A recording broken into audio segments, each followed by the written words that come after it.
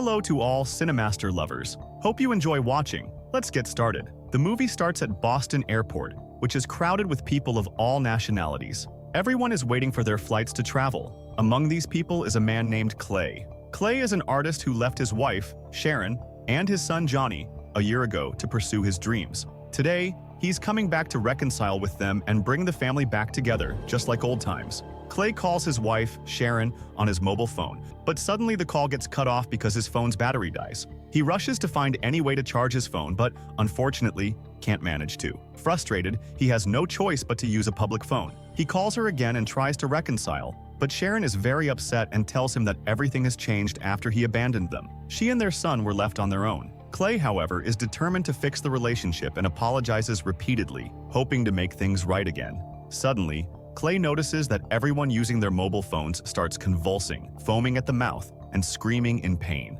Some of them even start attacking others, hitting and assaulting them. At that moment, chaos erupts in the airport and everyone begins running and fleeing in panic, with no one understanding what's happening. Amidst the confusion and terror, a girl tries to call the police. But as soon as she grabs her phone and makes the call, the symptoms hit her immediately. She starts banging her head against the wall repeatedly until her face becomes disfigured and terrifying. Clay witnesses all of this, confused and unable to understand what's happening to people. Suddenly, a man, who is a chef, appears holding a knife and starts killing people. He charges at Clay with the knife, but Clay protects himself with his bag, and the stab doesn't hit him. The police arrive and initially think Clay is one of the infected, but before they kill him, they realize he's not infected. The police quickly kill the chef, who has turned into a zombie. The number of zombies continues to grow rapidly, and Clay has no choice but to follow the police to escape the area. Clay reaches the second floor, but there are too many zombies there. He quickly retreats back to the ground floor, looking for a place to hide. Just then, a plane explodes in the sky and crashes into the airport.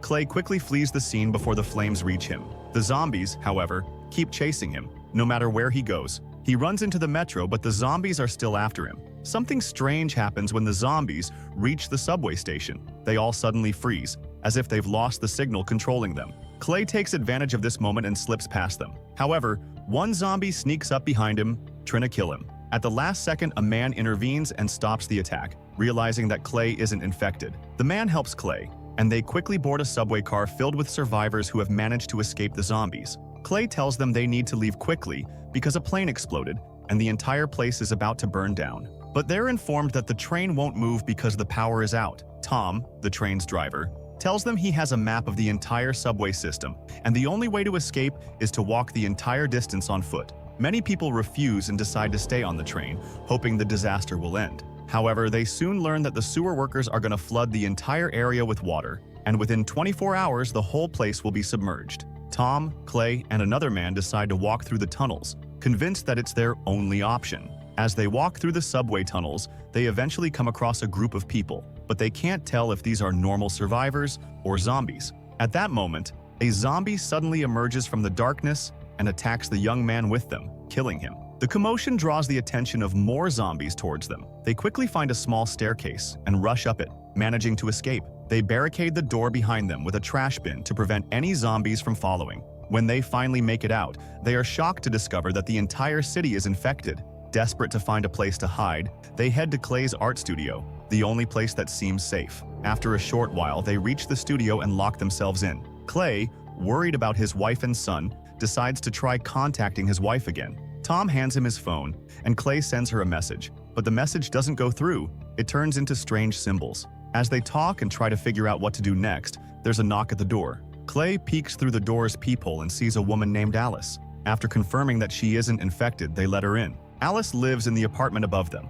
and her body is covered in blood. She's holding a knife in her hand, clearly traumatized and terrified. Clay tells her to go take a shower and change her clothes to calm down. Although Clay isn't sure if his wife and son are still alive, he decides that he needs to go home to check on them. Tom and Alice agree to go with him, knowing that their chances of survival are better if they gather. At dawn, the group decided to leave the studio. They noticed that the zombies were acting like a well-organized gang. If the zombies saw or sensed them, it meant certain death, so they moved as quietly as possible. In the street, they saw a group of zombies walking in a circle, following one another, but couldn't understand why they were doing it. Just then, two people on motorcycles passed by. As soon as the zombies saw them, they rushed toward them. The bikers tried to escape, but unfortunately, the zombies knocked them off their bikes and brutally killed them. Clay and the rest of the group use this opportunity to quickly flee, distancing themselves from the zombies, until they reach the house of a man who legally sold weapons. They decided to enter the house to buy weapons, but once inside, they found the man and his wife dead. They discovered an arsenal of weapons in the house, so they took everything they needed, finally feeling some sense of security, knowing they could defend themselves against the zombies.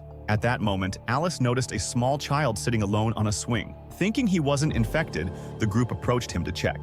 The child was holding a small dog, but they quickly realized the dog had turned into a zombie. Suddenly, a group of zombies hiding behind the trees appeared, waiting for the perfect moment to attack. Clay and the others noticed the zombies surrounding them and became terrified. They decided to run as fast as they could from the area. A large group of zombies chased after them, and what made it worse was that some of the zombies were holding weapons. This frightened the group even more. They kept running, using the few weapons they had to kill as many zombies as possible, but unfortunately, their ammunition ran low. They had no choice but to keep fleeing. In the end, they reached the edge of a river, but there was no other way to escape. The zombies reached the riverbank but couldn't find them. It was then revealed that Clay and the others had hidden under an old wooden boat. The zombies stayed by the river, making strange sounds and wailing, as if they were being punished or disciplined. Clay and the group couldn't understand what was happening or why the zombies were making those sounds. After some time, all the zombies left the area quietly, in perfect formation, and the group still couldn't figure out what had just happened.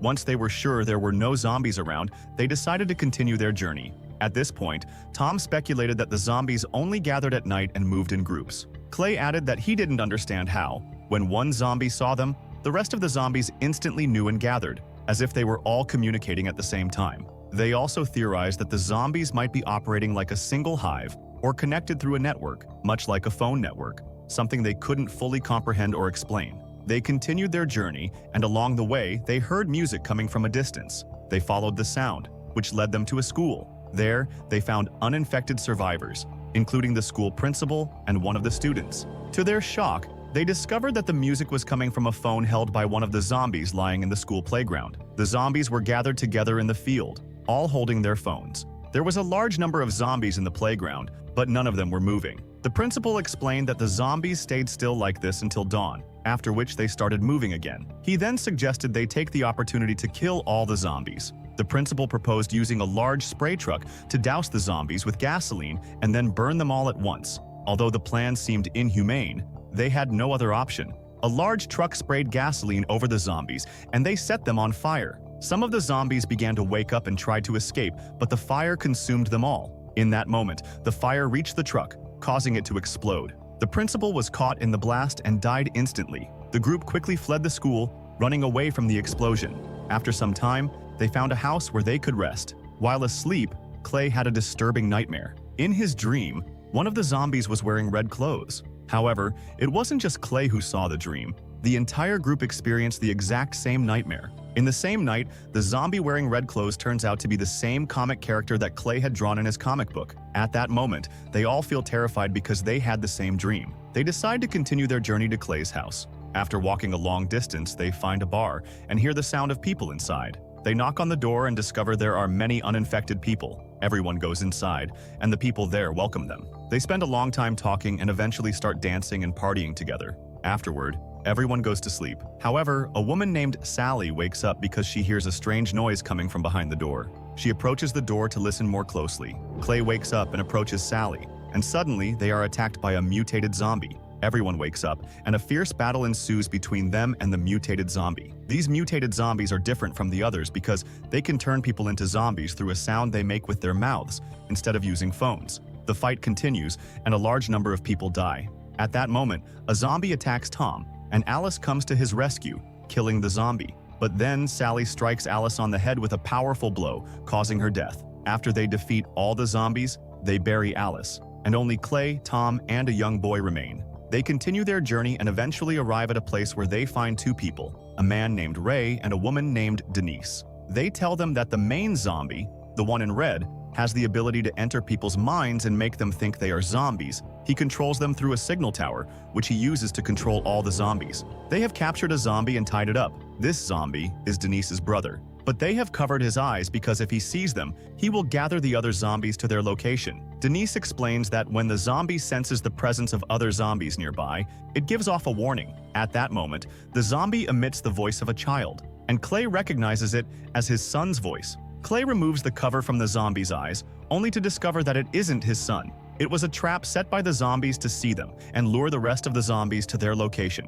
Tom quickly kills the zombie, but unfortunately, the other zombies now know where they are. Soon, all the zombies will gather to attack them, forcing the group to leave the place and continue on their way. At that moment, Clay discovers that the zombie is actually his wife. Afterward, Clay decides to follow Ray's plan and head to the main signal tower to blow it up. He gets into a car and finds a large amount of explosives inside, which Ray had prepared for blowing up the tower and eliminating all the zombies at once. Clay tells the group that he's going to the tower alone to blow it up. Everyone tries to stop him, telling him he won't survive because the zombies are everywhere. But Clay insists on going alone. He drives the car, and after a long journey throughout the night, he finally reaches the signal tower, which is swarming with zombies. He drives the car through the zombies, fearless. He arrives at the signal tower, where the red zombie is standing in front of him. Clay runs him over with the car, then gets out with his gun and kills him. Suddenly, Clay hears the voice of his son calling out to him, but he knows it's not really his son's voice. Clay suspects that his son has turned into a zombie. Before blowing up the tower,